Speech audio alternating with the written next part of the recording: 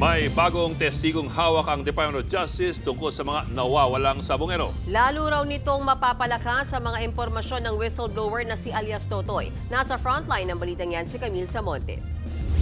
Matapos lumantad noon ng whistleblower na si Julie Patidongan o alias Totoy, isang bagong testigo ang ilalabas ng Department of Justice tungkol sa mga nawawalang sabongero. Hindi lang daw testimonya ang kanyang hawak, kundi pati ebidensya. Malalaman nyo very soon. Napakahalaga. It bolsters the credibility of Totoy.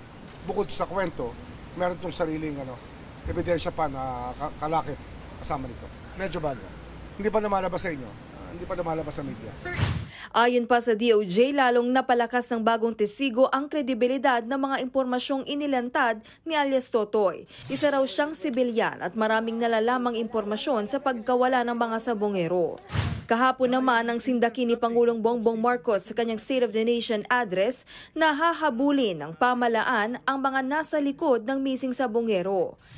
Ngayong araw, sinampahan na ng kasong administratibo ng National Police Commission o NAPOLCOM ang 12 pulis na sangkot umano sa missing sabongeros.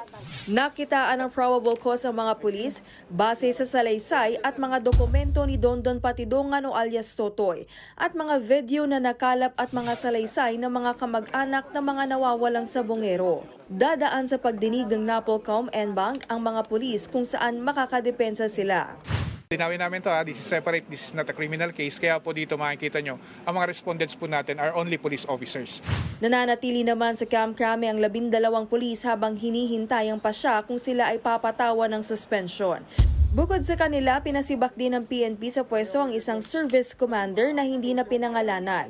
Hindi siya kasama sa mga sinampahan ng reklamo pero may kaduda-duda raw kasing ginawa ang nasabing service commander kaugnay sa investigasyon. Bagamat hindi na ito idinetalye ni Remulla. Meron siyang kinilos na hindi ko gusto.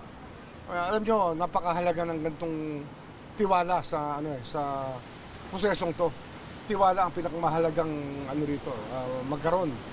Kasi pag wala kang tiwala, paano magsasalita ang mga tao kung hindi buo ang tiwala? So yun lang ang aking sinigurado. Hinikayat naman ng NAPOLCOM ang pamilya ng mga biktima na lumapit sa kanila at makipagtulungan.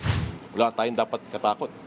Sila nga ang dapat matakot sa atin. At with the support of the President, everything else follows.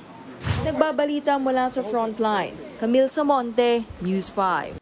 Mga kapatid, Ed Lingaw po, maging maalam at may pakialam sa mga napapanahong balita sa ating bansa. Para sa mas malilimang pagtalakay at paghimay sa mga issue at headlines, mag-follow at mag-subscribe sa social media pages ng News 5.